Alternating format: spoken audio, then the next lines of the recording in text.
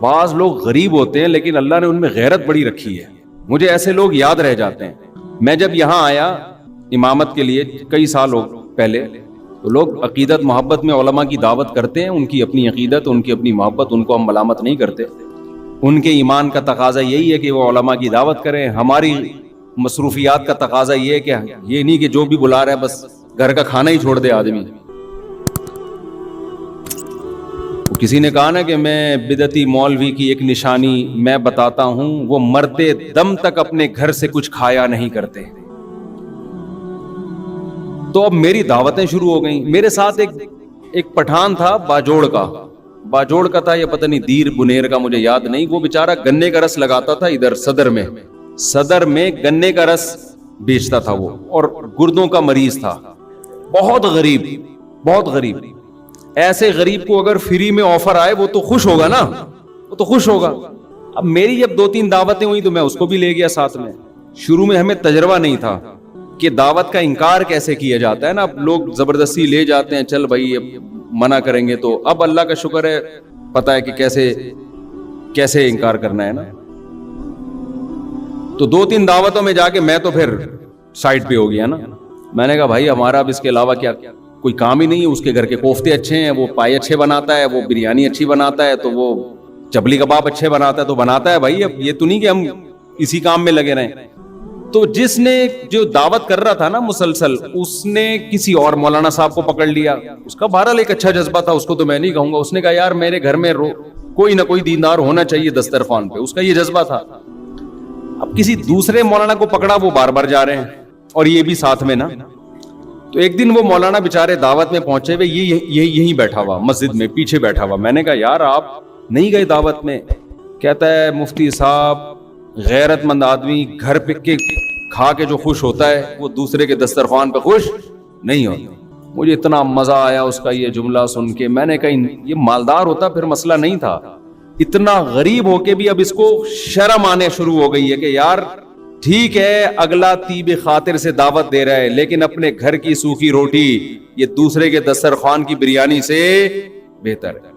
اچھا میری عادت ہوتی ہے ایسے خاندانی آدمی کو تلاش کر کے پھر اس کے ساتھ تعاون کروں. میں ایسے غیرت مند لوگوں کے ساتھ تعاون کرے انسان. ہمارے حضرت مفتی رشید احمد صاحب رحمہ اللہ تعالیٰ ایک واقعہ سنایا کرتے تھے، بس وہ بتا کے اپنی بیان ختم کرتا ہوں. آج تو میں میں ابھی پہنچا ہوں سفر سے، تو نیند ہوئی نہیں ہے.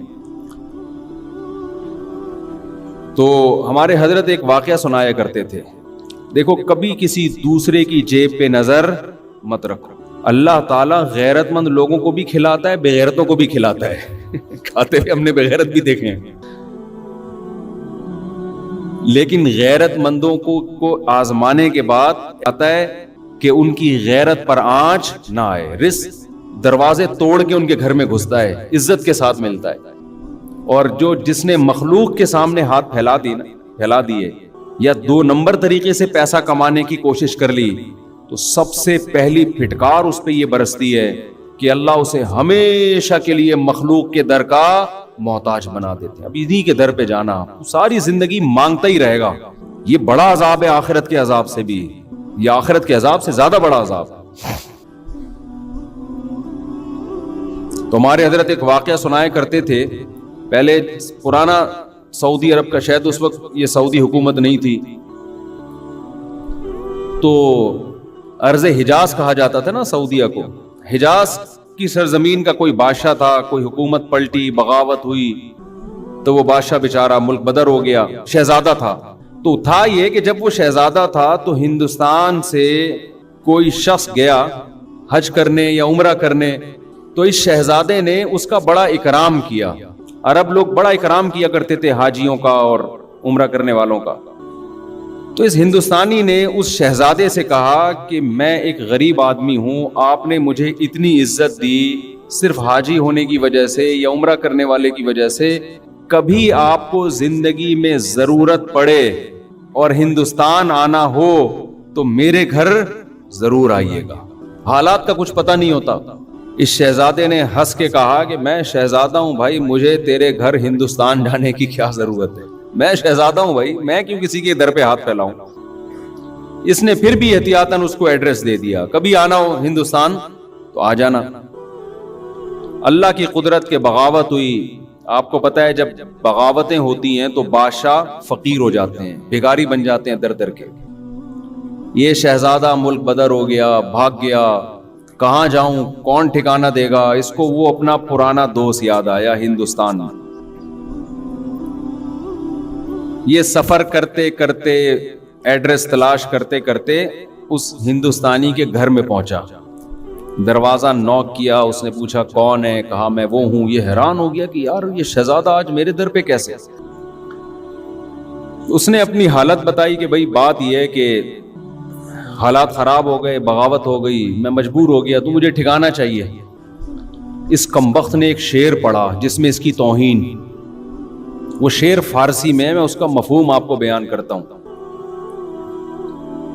کہ حاجت اور ضرورت ایسی چیز ہے جو بادشاہوں کو بھی گیدڑ بنا دیتی ہے. کہ تو بادشاہ تھا اور حالات نے تجھے کیا بنا دیا, آج گیدڑوں کی طرح کھڑا ہوا ہے میرے در پہ. دیکھو حاجت کیسی چیز ہے. فقیر شہزادوں کو بھی کیا بنا دیتی ہے, گیدڑ بنا دیتی ہے. یہ چونکہ شہزادہ ہے, شہزادوں والے بلڈ تو وہی تھا نا اس میں, شہزادوں والا. اس نے شیر کا جواب شیر میں دیا, غضب میں آ گیا نا. اس نے کہا شیر نر ہمیشہ شیر نر ہی ہوتا ہے. ایسا ہمارے حضرت جب یہ شعر سنایا کرتے تھے حضرت کی کیفیات ہوتی تھی. شیر نر کبھی بھی گیدڑ نہیں بنتا, وہ شیر نر ہی, شیر بھی نہیں, نر نر شیر, ببر شیر. اور اگر کوئی حاجت اسے گیدڑ بنانے کی کوشش کرے وہ ایسی حاجت پہ 100 جوتے مارتا ہے. اور یہاں سے یہ کہہ کے پیچھے واپس چلا گیا. اب یہ ہندوستانی اس کے پیچھے پیچھے, بھائی معاف کر دے, میں نے تیری توہین کی, مجھ سے غلطی ہو گئی, پاؤں میں گر رہا ہے, رو رہا ہے. اس نے کہا نا نا نا نا نا, شیر نر ایسی 100 حاجتوں پہ 100 جوتے مارتا ہے. اللہ یہ چاہتے ہیں کہ آپ اگر فقیر بھی ہو مزاج کیسا رکھو, شہزادوں والا. سمجھ میں آ رہی ہے بات کہ نہیں آ رہی ہے؟ فقیر بھی ہو مزاج کیسا رکھو, شہزادوں والا. اور ہمارے حضرت نے رکھا. فرماتے تھے میں جب مدرسے میں دارالعلوم کورنگی میں شیخ الحدیث تھا, کتنا بڑا مدرسہ اور وہاں کے شیخ الحدیث, تو حضرت مفتی محمد شفیع صاحب رحمہ اللہ تعالی نے فرمایا کہ دارالعلوم کورنگی میں جو بیل ہے اس کی تنخواہ یہاں کے شیخ الحدیث سے زیادہ ہے. پہلے حل بھی چلایا جاتا تھا نا وہاں, اس پہ زیادہ خرچہ ہو رہا ہے. تنخواہیں بہت تھوڑی تھی, وسائل نہیں تھے. فرماتے ہیں میرا ایک چھوٹا سا چھپڑا تھا. ایک دن ایک شخص آیا, انڈے بیچنے والا نا, کہ آپ, وہ سستے انڈے بیچ رہا ہوگا, کہ آپ ہم سے روز کے حساب سے آپ بتا دیں, میں اتنے انڈے آپ کے گھر دے کے چلا جایا کروں گا. حضرت نے فرمایا ہمیں ضرورت نہیں ہے. فرمایا اصل بات یہ تھی کہ ہمارے پاس انڈا کھانے کے پیسے, بولو, نہیں تھے. انڈا کھانے کے پیسے نہیں تھے. اتنے بڑے عالم جن کو مفتی اعظم کہا جاتا ہے. اور فرمایا کہ ایک دن ہمارے گھر ایک مہمان آیا, ہم نے دال رکھ دی اس کے سامنے لا کے. کچھ دنوں بعد دوبارہ آیا, ہم نے دال رکھ دی. پھر کہیں سفر پہ کہ کوئی حضرت کے ریلیٹیو تھے, پھر آیا, ہم نے دال رکھ دی. کہنے ہمیں تو کبھی خیال بھی نہیں آیا کہ ہم دال کھلا رہے ہیں اس کو, خود بھی کھا رہے ہیں. تو وہ کہنے لگا آپ کے گھر میں دال ہی پکتی ہے, اس کے علاوہ کچھ نہیں پکتا. تو حضرت کہتے ہیں اس کے بتانے سے ہمیں خیال آیا کہ ہم بہت دنوں سے کیا کھا رہے ہیں, دال. کہتے ہیں میں نے اس کو تو چپ کرانے کے لیے کیا, حلال اتنا ہی ملتا ہے اس کو چپ کرانے کے لیے میں نے.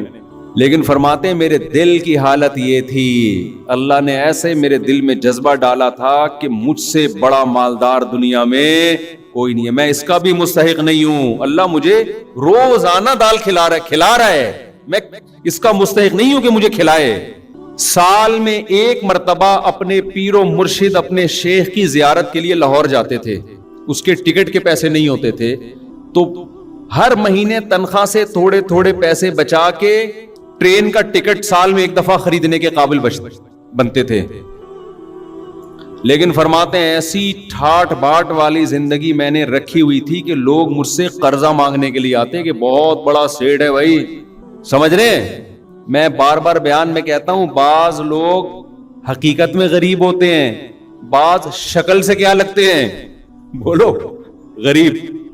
دل کا جو غریب ہوگا نا وہ شکل سے کیا لگتا ہے, غریب, اور بعض حقیقت میں مالدار ہوتے ہیں شکل سے غریب, اور بعض حقیقت میں غریب ہوتے ہیں شکل سے مالدار. یہ دل کی کیفیات ہیں جو ان کے چہروں پر نمایاں ہوتی ہیں.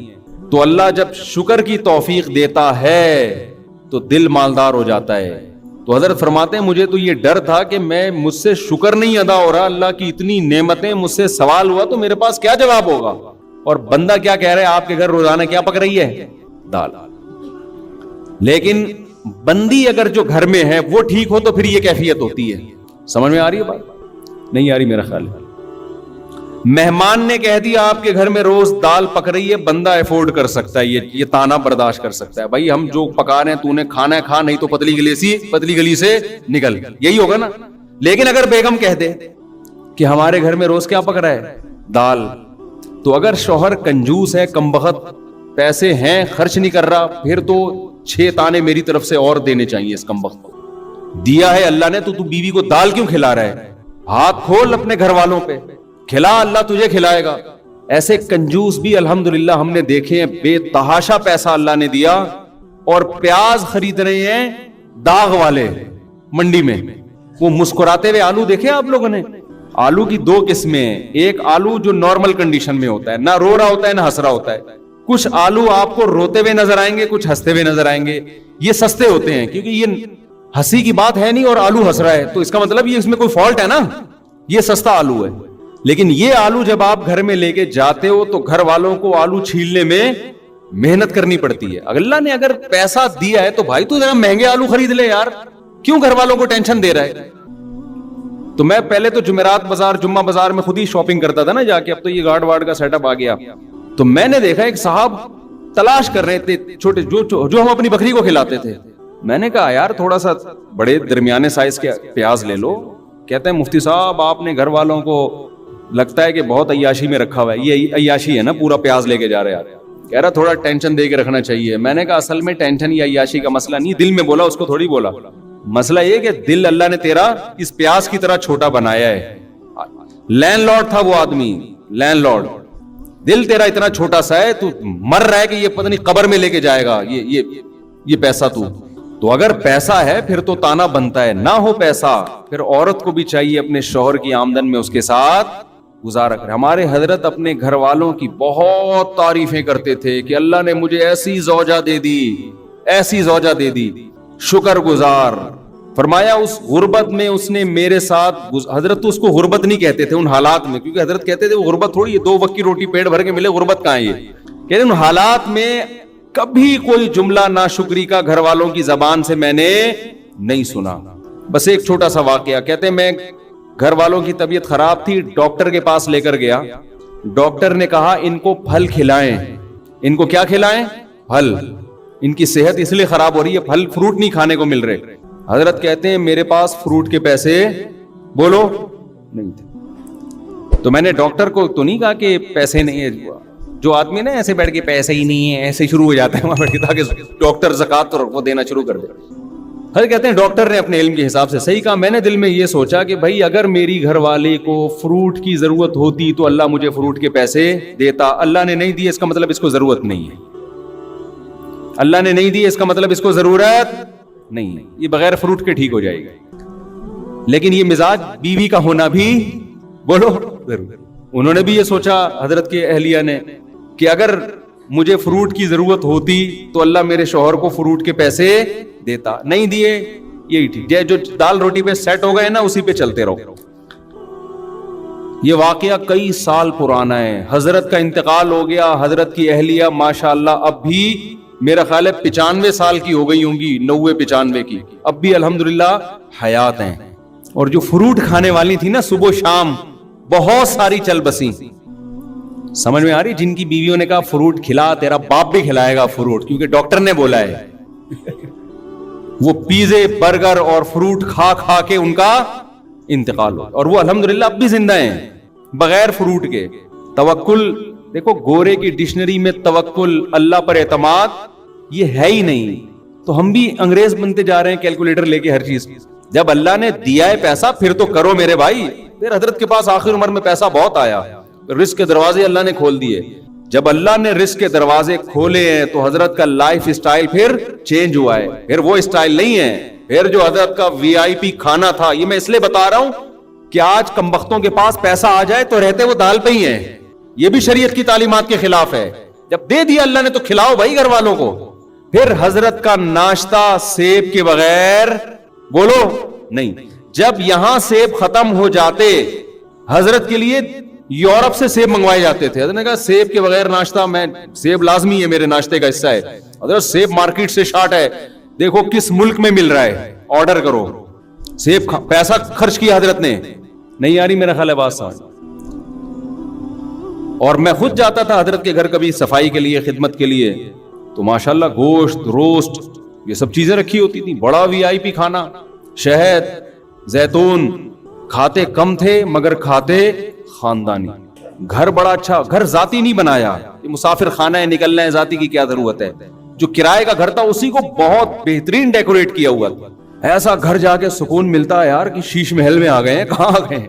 کنجوس آدمی پیسہ آنے کے بعد بھی خرچ بولو نہیں کرتا. پھر گاڑی حضرت نے رکھی, ایسی گاڑی, شو روم گئے گاڑی خریدنے کے لیے نا, کہ بھائی گاڑی چاہیے. اس نے کہا یہ گاڑی, انہوں نے کہا حضرت نے کہا گاڑی دکھا. گاڑی مذاق نہیں کر بھائی, یہ گاڑی اسٹائل ہی چینج ہوا نا, تکبر والا نہیں, یعنی اللہ کی نعمت کے لیے. آج جب پیسہ ہو تو کنجوس, یہ قرآن کہتا ہے, جب اس کو خیر پہنچتی ہے, پیسہ آتا ہے, منوعا, کنجوس بن جاتا ہے انسان. اور جب قرآن کہتا ہے جب غربت ملتی ہے انسان کو, ناشکرا ہو جاتا ہے. ان الانسان خلق ہلوعا اذا مسہ الشر جزوعا. غربت آتی ہے چیخنے چلانا شروع کر دیتا ہے, ہائے مہنگائی, ہائے پیسے نہیں ہے, ہائے یہ نہیں ہے, ہائے وہ نہیں ہے. منع کے ابا کبھی سیب بھی کھلا دیا کرو, کب روزانہ دال پہ سیٹ کیا ہوا ہے. شادی سے پہلے تو بڑی بڑی باتیں کرتے تھے. بلکہ تم منع کے ابا بنے کیوں؟ جب تمہاری جیب میں پیسے جب ہوتے تو منا آتا نا مارکیٹ میں. پیسے ہے نہیں, مفتی صاحب کا بیان سن کے منع مارکیٹ میں لائن لگا دی ہے منوں کی. یہ بھی تانے مل رہے ہیں آج کل. جب کھلا نہیں سکتے تھے پیدا کیوں کیا, یہ تانا دیتی ہے نا عورتیں. تو منع کا ابا ہونا جو ایک سب سے بڑی خوبی تھی وہ عیب بن گئی ہے سب سے بڑی, کہ پہلے صرف یہ شوہر تھے, اب خاتون کے جو بچہ ہے اس کے ابا بھی ہیں, ڈبل رشتہ ہو گیا نا. لیکن یہی رشتہ اب کیا بن گیا ہے, تانا. تو قرآن کہتا ہے انسان جو ناشکرا ہے, جب غربت ملتی ہے اس کو شور شرابہ, چیخنا چلانا, شکر نہیں ادا کرتا, جزا فضا صبر نہیں کرتا. وَإِذَا مَسَّهُ الْخَيْرُ مَنُوعًا, جب دولت کے انبار لگتے ہیں, ریل پیل, کنجوسی کرنا شروع کہ ختم نہ ہو جائے. إِلَّا الْمُصَلِّينَ, قرآن کہتے ہیں ہاں کچھ لوگ ایسے ہیں جب غربت ہوتی ہے تو صبر کرتے ہیں, جب دولت آتی ہے تو سخاوت کے دریا بن جاتے ہیں. تو جو باتیں بار بار سنتا ہے نا اس سے متاثر ہوتا ہے. میں یہ بات بتا رہا تھا, وہ ایک اکثر میں اس پہ ایک چٹکلا بھی سناتا ہوں. ایک گاؤں میں ایک بندہ تھا, اس کو کسی نے جا کے کہا کہ تو یہاں بیٹھ کے کیا کر رہا ہے, تجھے پتا نہیں ہے تیری بیوی بیوہ ہو گئی ہے, تو گھر جا. اس نے کہا کمبخت میں زندہ ہوں تو میری بیوی بیوہ کیسے ہو گئی, میری بیوی بیوہ کیسے ہو گئی. وہ چلا گیا بندہ. اتنے میں دوسرا بندہ آیا, کہنے لگا یار تو یہاں گاؤں میں بیٹھا ہوا کنواں کھود رہا ہے, نہر بنا رہا ہے, تجھے پتہ ہی نہیں کمبخت ادھر تیری بیوی کیا ہو گئی ہے, بیوہ. اس کو پھر غصہ آیا, تھوڑا کم غصہ آیا, پہلے تو بہت آیا تھا, تھوڑا کم آیا. یار میں جب زندہ ہوں تو میری بیوی بیوہ کیسے ہو گئی ہے بھائی. پھر تھوڑی دیر میں تیسرا آدمی آیا, ابے تو یہاں بڑے آرام سے خربوزے کھا رہا ہے بیٹھ کے, کمبخت تیرے گھر میں ماتم مچا ہوا ہے. کہہ رہے کیوں ماتم ہو گیا, کہہ رہے تیری بیوی بیوہ ہو گئی ہے. اب ہر تھوڑی دیر میں ایک بندہ آ کے نا, بحریہ ٹاؤن, ناظم آباد, پیسہ, 2 کروڑ تنخواہ, 1 کروڑ بزنس, سب کو پتا ہے کہ ابے ہم روزانہ جنازے پڑھ رہے ہیں, روزانہ لاشیں اٹھ رہی ہیں, قبرستان بڑی اسپیڈ کے ساتھ بھرتے چلے جا رہے ہیں. کراچی کے قبرستانوں میں, اتنے بڑے بڑے قبرستانوں میں قبر میں بندہ رکھنے کی جگہ نہیں ہے. بحریہ ٹاؤن جتنی اسپیڈ سے آباد ہو رہا ہے نا, قبرستانوں کے آباد ہونے کا ریشو اس سے 10 گنا زیادہ ہے. یقین نہ آئے نا, آپ کیا کرو, ایک اپارٹمنٹ بناؤ جس میں 200 گھر ہوں, بناؤ آپ. کسی بلڈر سے, یہ پیسہ نہیں ہے بلڈر سے بول بنا بھائی, تو 200 گھر نہیں 1000 گھروں کی جگہ اس کے اندر, 1000 گھروں, 1000 فلیٹ ہوں, اور اس میں بولو کہ لوگ کتنے عرصے میں آباد ہوتا ہے. ان 1000 فلیٹوں کے آباد ہونے میں ٹھیک ٹھاک ٹائم لگے گا ان میں پبلک. لیکن ایک جگہ خریدو, اس میں 10,000 قبروں کی جگہ بناؤ, آپ ٹھک کر کے سارے قبریں بھر جائیں گی اس میں. سمجھ میں نہیں آ رہی میرا خیال ہے بات؟ ساری قبریں اس میں ٹھا کر کے بھریں گی, فوراً قبرستان چھوٹا پڑ جائے گا. لیکن شیطان نے ایسی پٹی پڑائی ہوئی ہے, شیطان کہہ رہا ہے یہ جو قبرستان میں لوگ جا رہے ہیں نا, ٹھا ٹھا کر کے ساری قبریں بھر رہی ہیں, پھر ایک قبر میں دوسرا مردہ, پھر تیسرا مردہ, اس کی ہڈیاں سائڈ پہ لگا کے وہیں دفنا دیتا ہے گورکن. تو یہ لوگوں کی قبریں بن رہی ہیں. میرا شمار بحریہ ٹاؤن کے فلیٹوں میں ہوگا, میرا شمار قبرستان کی قبر میں میری بکنگ بولو نہیں ہے. میری بکنگ کا قبر سے کیا تعلق ہے یار؟ میں نے پیسے بحریہ ٹاؤن کے دیے ہیں, میں نے پیسے فلیٹ کی بکنگ کے دیے ہیں, میں نے قبر کی بکنگ تھوڑی کرائی ہے. تو میں جاؤں گا کہاں؟ جہاں کی بکنگ کرائی ہے. بکنگ میں نے ناظم آباد کی کرائی ہے, ٹھیک ہے نا. تو جس کی بکنگ کرا رہا ہے, جس پہ پیسے خرچ کر رہا ہے, جس کی باتیں کر رہا ہے, دماغ میں وہی خناس بھر گیا اس کے. یہ نہیں پتا کہ وہاں کا فلیٹ تجھے کمبخت ملے نہ ملے, تو ادھر لازمی قبروں میں قبریں تو بھریں گی, زیادہ اسپیڈ سے بھریں گی. تو اب سارا دن یہ باتیں سن سن کے کر کر کے کھوپڑی کیا ہو گئی ہے انسانوں کی, خراب ہو گئی ہے. اللہ الحم سے لے کے والناس تک ایک ہی بات کرتا ہے. صرف ایک اللہ ہی ہے جو آخرت کی باتیں کرتا ہے, کیونکہ اس کو پتا ہے کہ ایک سور پھونکا جائے گا, سب برباد. ایک قیامت تو تم پہ اس وقت آتی ہے جب تم مرتے ہو, اور ایک قیامت اس کائنات پہ آئے گی جب یہ پوری کائنات کو میں تباہ و برباد کر دوں گا. یہ دونوں قیامتیں انسان پہ آتی ہیں اور یہ سب ختم. فَيَذَرُهَا قَاعًا صَفْصَفًا, چٹیل میدان بنا دوں گا اس کو. یہ جو آپ کو ترقی نظر آ رہی ہے نا, اتنی اونچی اونچی بلڈنگیں, اتنے اونچے اونچے پہاڑ, قرآن کہتا ہے فَيَذَرُهَا قَاعًا, چٹیل میدان, صَفْصَفًا لَا تَرَى فِيهَا عِوَجًا وَلَا أَمْتًا, کوئی ڈھلان ایک اسپیڈ بریکر بھی نہیں نظر آئے گا. ماؤنٹ ایوریسٹ تو بہت دور کی بات ہے, ایسا برابر کروں گا. یہ بتانے کے لیے کہ مسافر خانہ تھا, مسافر خانہ ہے, مسافر خانہ رہے گا. اس کی وہ ویلیو اللہ کی نظر میں نہیں ہے جتنی ویلیو تمہاری نظر میں. مچھر کے پر کے برابر بھی ویلیو نہیں ہے. اور اس مچھر کے پر پہ کیسا دل آ رہا ہے, کیسا ہر وقت. میں حیران ہوتا ہوں نا جب مجھے کوئی 80 سال کا بوڑھا بتا رہا ہوتا ہے, غیبت اس لیے نہیں, آپ کو کیا پتا کہ کس کی بات ہو رہی, وہ بتا رہا ہوتا ہے کاروبار میں لاس ہو گیا, بڑا مسئلہ ہو گیا ہے, کیا کریں, میں ٹینشن میں ہوں. مجھے خیال ہوتا ہے میں ان سے بولے آپ کے کاروبار میں فائدہ بھی ہونے سے آپ کو کیا ملے گا, لاس ہونے سے آپ کو کیا ملے گا. حضرت غریبی کے ان ایام کو غنیمت سمجھیں, غریبی کے ان ایام کو کیا کرنا ہے کاروبار میں, آپ کو آپ کے مطلب کی روٹی ملتی رہے گی. اب اس عمر میں کتنا کھا لو گے, بستر چاہیے ایک کونے میں رہنے کے لیے, بس کافی ہے. بعض بوڑھی عورتیں پریشان ہوتی ہیں, 80 سال کی 75 سال کی خاتون مجھ سے ملی, پرانی بات ہے, 75-80 سال کی تو ہوں گی وہ. بیٹا لاس ہو گیا بزنس میں, کاروبار میں, ہمیں ٹینشن ہو رہی ہے, بہت پریشانی, میرے بچوں کا بزنس کا لاس ہو گیا نا. تو بچوں کو اتنی ٹینشن میں نے دیکھا نہیں ہو رہی تھی, جو بچے تھے نا وہ کہہ رہے تھے ہو گیا, اب کیا کریں, دوبارہ سے کوشش کرتے ہیں. اماں کو ٹینشن ہو رہی ہے, 75 سے 80 سال کی اماں ہیں, ان کو کیا ہو رہی ہے, ٹینشن. شو مارنے کے لیے نہیں کہہ رہا, صرف تحدیث میں نعمت کے طور پہ کہہ رہا ہوں کہ دین کی کتنی برکتیں ہوتی ہیں. تو جب کوئی ایسی بوڑھی عورت خاتون رہتی ہے نا جو کہتی ہوتی ہے اتنی کاروبار کا لاس ہو گیا, تو مجھے اپنی دادی یاد آتی ہیں اور اپنی والدہ یاد آتی ہیں کہ یار ہماری والدہ کبھی بڑھاپا ہم نے دیکھا ہے, ہم نے کبھی نہ ان کو پیسوں کی اس طرح باتیں کرتے ہوئے دیکھا. اپنی دادی کو تو سوالی, ان کی عمر تو 80 سال تھی, انہیں تو اس سے کوئی غرض ہی نہیں تھا کہ میرے بیٹوں میں کس کی کتنی تنخواہ ہے بھائی, کون کتنا کما رہا ہے.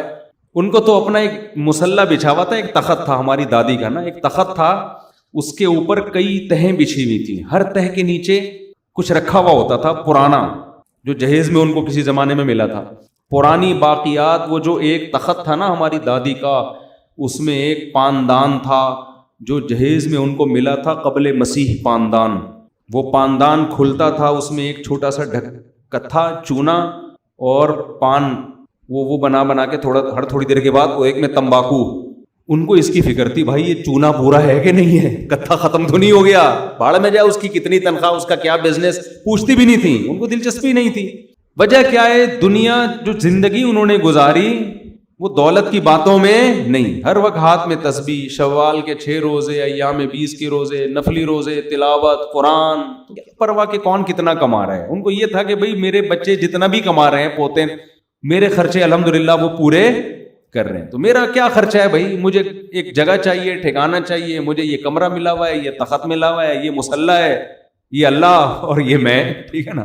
صبح مجھے ناشتہ مل جاتا ہے، بچے ناشتہ، بہویں ناشتہ بنا کے دے دیتی ہیں، دوپہر مجھے ٹائم پہ کھانا مل جاتا ہے، تو بس تھوڑی دیر آرام کی.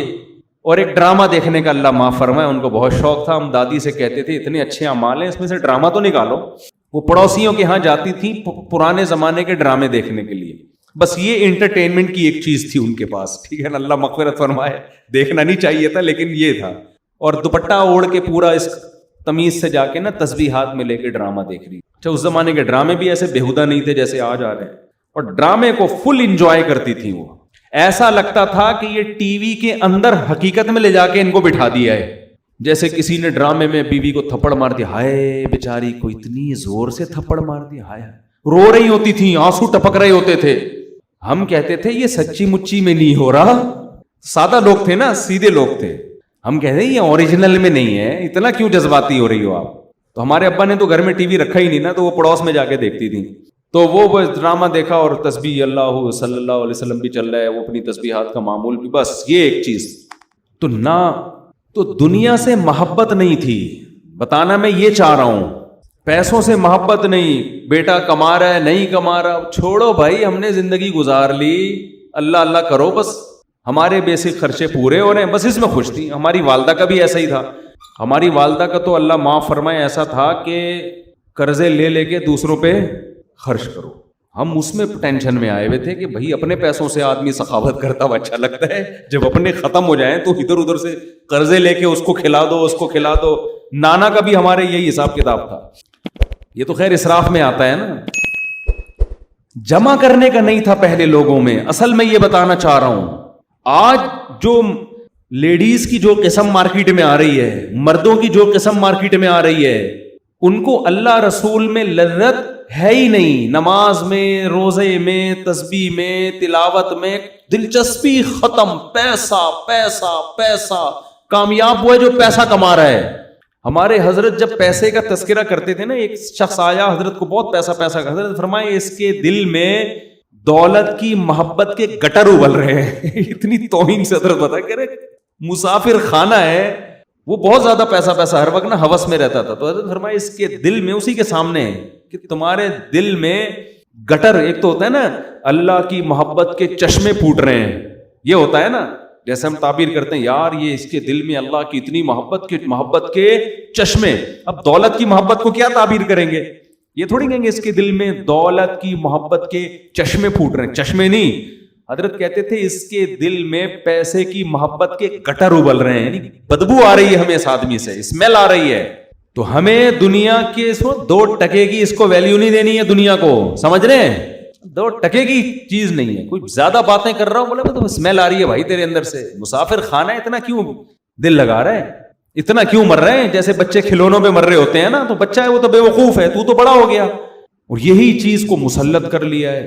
پہلے جو ہے نا انگریزوں میں اب بھی ہوتا ہے، جب ان کے ہاں شادی ہوتی ہے نا، مجھے کسی نے انگریزوں کی شادی کا کلپ بھیجا، اس میں وہ انگلش میں جو عیسائی لوگ شادی کرتے ہیں نا، اس میں ہم لوگ تو سادہ نکاح پڑھا ہے نا، قبول ہے قبول ہے، جلوے نکل لے یہاں سے. ہم تو اتنا ہی کرتے ہیں نا، ہمارے تو نکاح ریکارڈنگ میں ہے، آپ نے دیکھا ہوگا. ہم تو صرف اتنا کرتے ہیں کہ بھائی لڑکی کے ولی سے اجازت لی کہ آپ اپنی بیٹی کے بارے میں مجھے اجازت دیں کہ اتنے مہر میں اس مسٹنڈے سے، سوری اس دولہا سے میں آپ کا نکاح پڑھا دوں، بس اتنا. تو وہ کہتے اجازت ہے. تو میں کہتا ہوں میں نے فلانی بنت فلاں کا نکاح اتنے مہر میں آپ سے پڑھایا، آپ نے قبول کیا؟ وہ کہتے ہیں قبول کیا، ختم قصہ. ایسا ہی ہوتا ہے نا. زیادہ ڈیٹیل میں اس لیے نہیں جاتے کہ بھائی بہت ہم کئی نکاح ایک دن میں پڑھا رہے ہوتے ہیں، ہول سیل کی. ہمارے شادیاں بھی بہت ہوتی ہیں نا، ایک دن میں 8 نکاح بھی ہوئے ہیں ہمارے یہاں.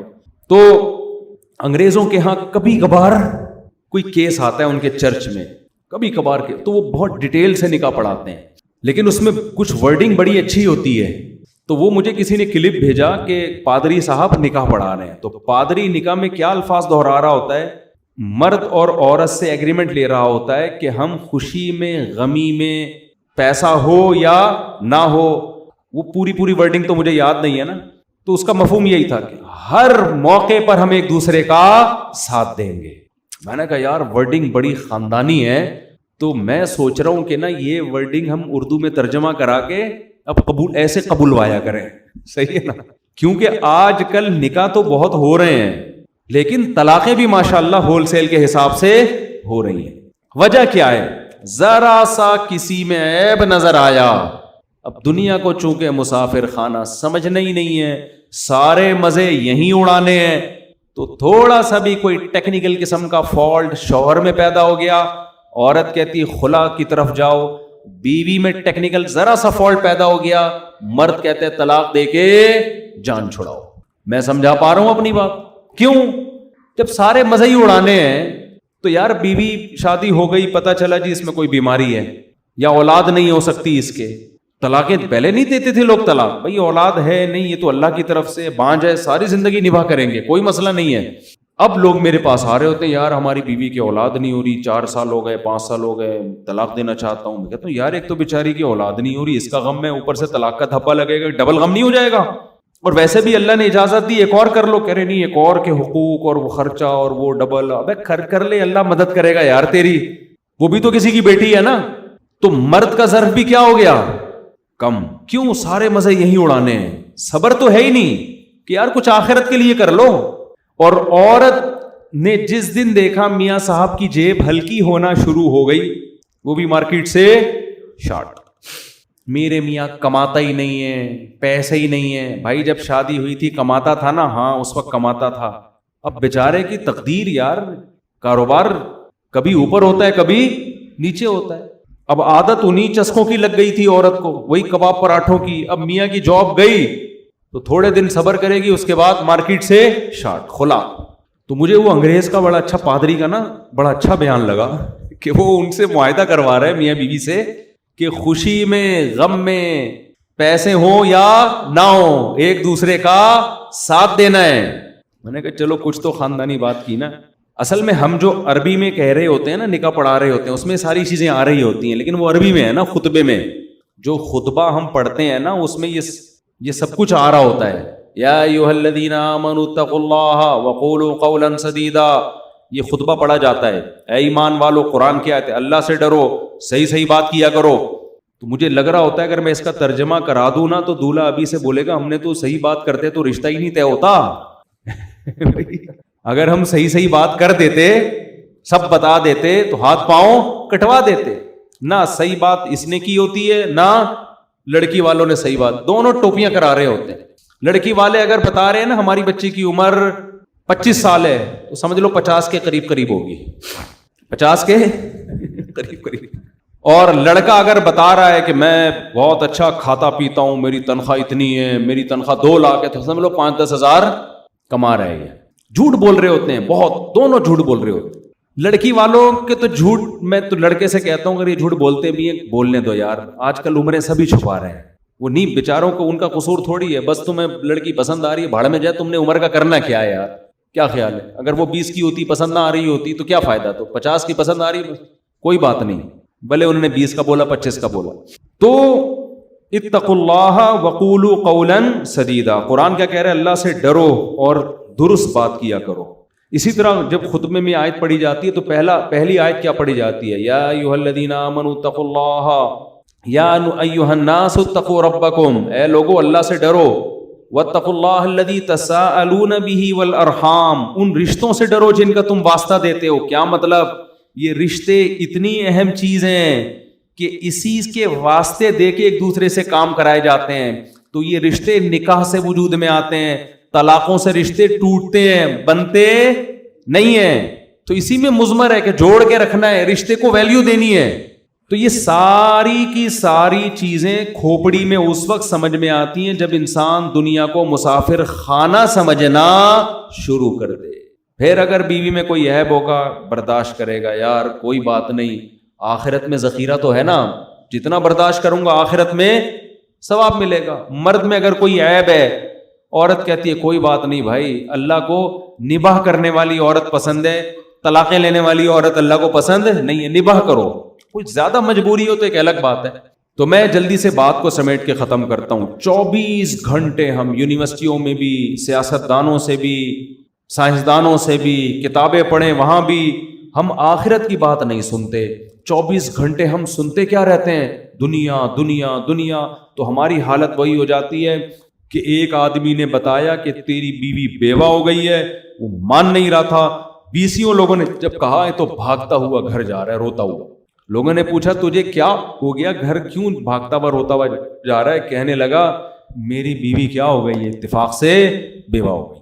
لوگوں نے کہا کمبخت تو زندہ ہے تو تیری بیوی کہاں سے بیوہ ہو گئی؟ اس نے کہا یار سمجھ میں تو نہیں آ رہا، لیکن اتنے لوگ بول رہے ہیں، مجھے لگ رہا ہے اس میں کسی حد تک صداقت ہے.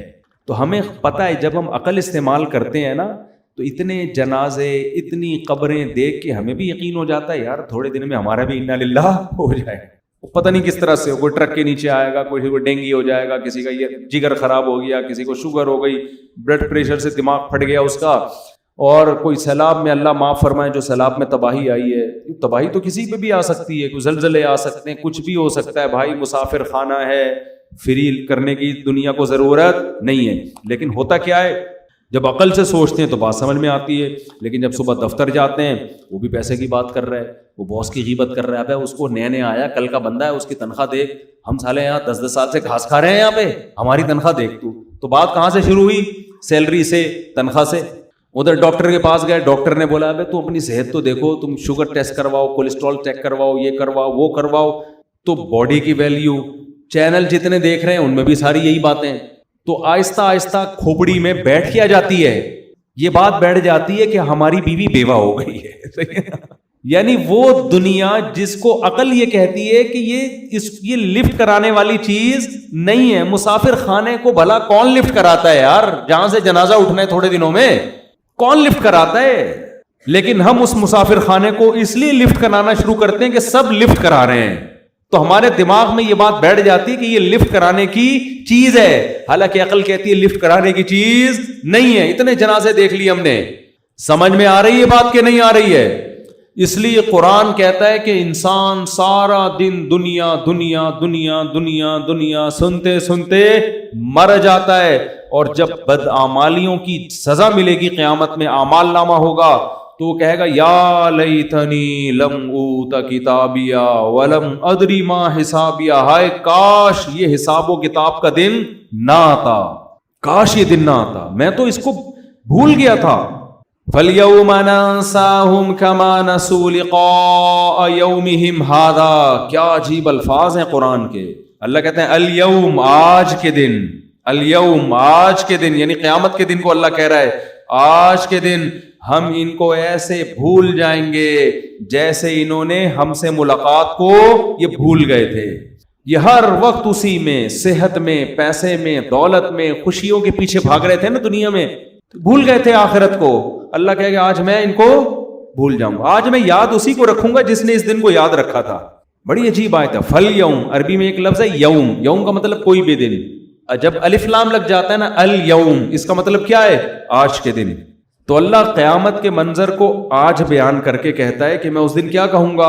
اے لوگو آج کے دن میں تمہیں ایسے بھول جاؤں گا جیسے تم اس دن کو بھول گئے تھے. لقاء ملاقات کو کہتے ہیں. لقاء یومہم ھذا، یہ تمہارا دن تھا، تم اس کو بھول گئے. تمہارا کیا مطلب؟ تم نے یہاں آنا ہی تھا، یہ تمہارا فیوچر تھا، اس کو تم بھول گئے. تو اس لیے میرے بھائی بار بار بار بار بار بار سوچا کرو کہاں گئے اتنے بڑے بڑے لوگ. آج کوئی جیتتا ہے نا، ہار جیت ہوتی ہے، جیتنے والا کتنا خوش ہوتا ہے. کسی ایکٹر کی فلم ہٹ ہو جائے، کسی ایکٹر کی فلم ہٹ ہو جائے، کسی کوئی کھلاڑی فائنل میچ جتوا دے، 8-10 چھکے مار دے، صحیح ہے نا، اور اس کی وجہ سے میچ، ہم نے تو جاوید میاں کا آخری چھکا یاد آتا ہے نا، شارجہ تھا، اس نے آخری چھکا لگایا، او بھائی ہم بھی 2 فٹ کلابازیاں کھا رہے تھے. اس کے بعد بڑی عزت ہوئی جاوید میاں کی، اللہ عزت دے. اور لیکن جاوید میاں کی عزت ہوئی الحمدللہ، اللہ دے اور عزت. لیکن کیا ہے جب مر جائیں گے تو کیا ہوگا؟ اس سے بڑی بڑی عزت لوگوں کو اللہ نے دی ہے.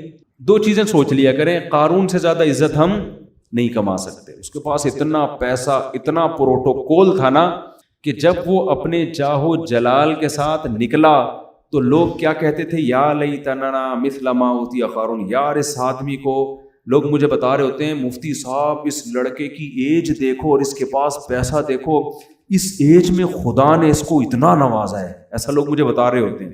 ایسی ایج ہے 24 سال کا لڑکا کروڑوں میں کھیل رہا ہے، بزنس شروع کیا نا 4 سال بعد کروڑوں روپے کا مالک بن گیا. تو میں ان سے کہتا ہوں بھائی اگر دین ہے سبحان اللہ، نہیں ہے تو 2 ٹکے کی کوئی ویلیو نہیں ہے، اس کی کوئی ویلیو، کوئی ہے ویلیو؟ کچھ بھی نہیں ہے. میں نے کہا وہ اتنے بڑے بڑے قارون سے زیادہ تھوڑی، قارون کا تو قرآن کہہ رہا ہے کہ اس کے خزانوں کی چابیاں جانور لاد کے چلا کرتے تھے، اس سے زیادہ تھوڑی ہے. کیا ہے، کوئی رال ٹپکانے کی ضرورت نہیں ہے. تو قارون کے ساتھ یہی تھا، لوگ کہتے تھے یار اس ایج میں اس کی عزت دیکھو. تو جو عقل مند لوگ تھے نا اہل علم، انہوں نے کیا کہا؟ قرآن کہتا ہے انہوں نے کہا وَيْلَكُمْ، تم تباہ ہو جاؤ، تم اس قارون کی اس دنیا کے چند ٹکوں پہ رالیں ٹپکا رہے ہو. ثواب اللہ خیر لمن آمن وعمل صالحا، جو ایمان لائے اور نیک عمل کرے اللہ جو بدلہ دے گا نا اس سے کئی گنا زیادہ ہوگا وہ. اچھا ایک بات بتاؤں، اللہ تو کہتا ہے نا میں جو بدلہ دوں گا بہت زیادہ ہوگا، ہمارے تصور میں آتا نہیں ہے کہ کیسا ہوگا.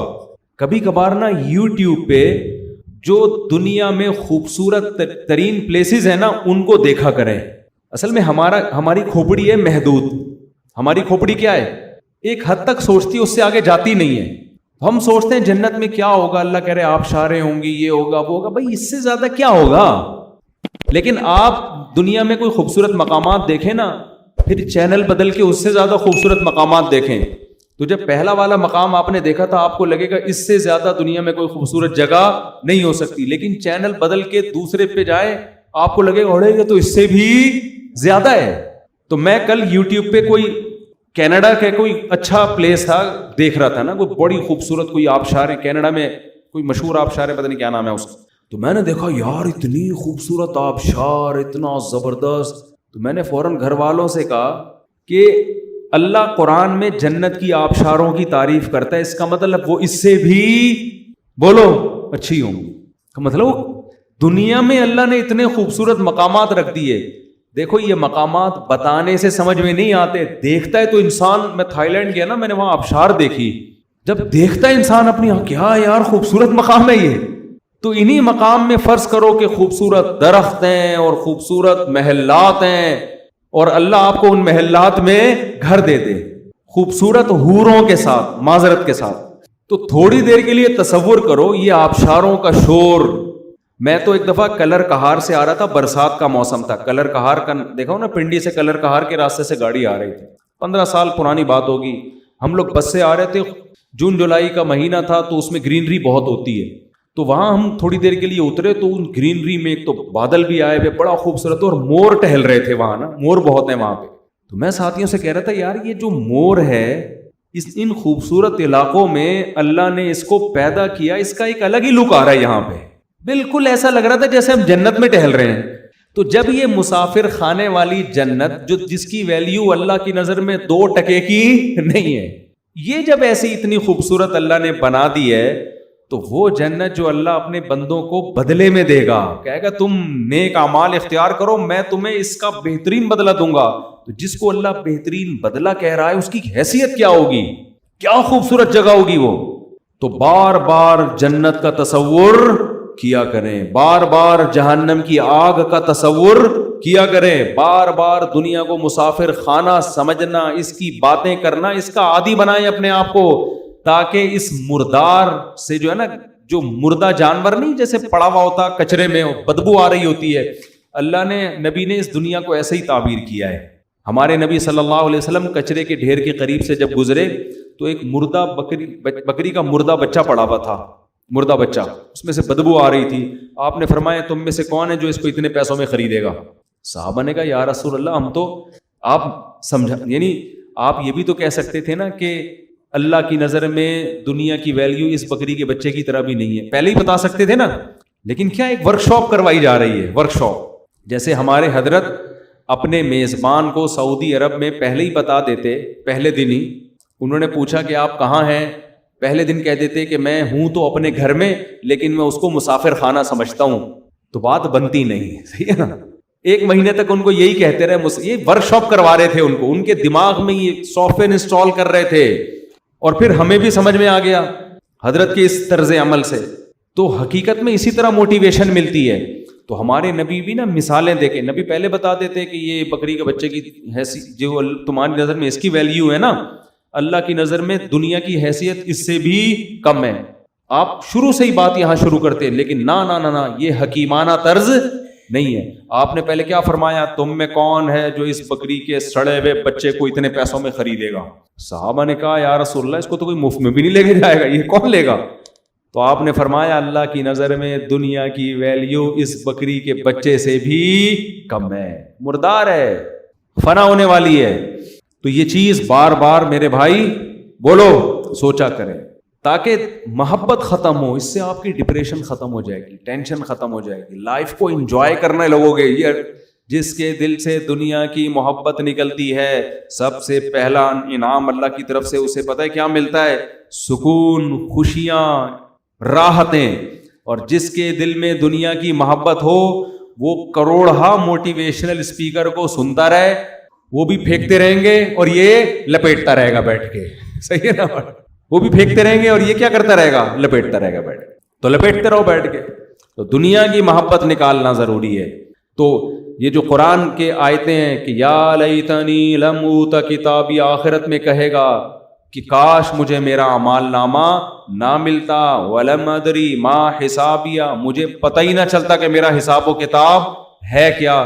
تو بھائی اس دن کے آنے سے پہلے انسان اس دن کو یاد کر کے اس کی تیاری شروع کر دے، کیونکہ اللہ کہتا ہے وہ دن آئے گا. جو آخرت کے منکر ہیں وہ کہتے ہیں مر کے مٹی ہو کے ختم. قرآن آخرت کا منکر نہیں ہے، قرآن کہہ رہا ہے کہ مدعی ہے، دعویٰ کر رہا ہے کہ یہ ہوگا. جب ہوگا تو پھر قرآن کہہ رہا ہے پھر حساب ہوگا تو لا یغادر صغیرۃ ولا کبیرۃ، پھر چھوٹی موٹی بڑی چیزیں نہیں، زندگی کا ایک ایک پہلو بھی ریکارڈ ہو رہا ہے تمہارا. کوئی ایک چیز ایسی نہیں ہے. ما یلفظ من قول، زبان سے ایسا کبھی ہوا نہیں کہ ایک کوئی تمہارے منہ سے کوئی جملہ نکلا ہو اور اسے محفوظ نہ کیا گیا ہو.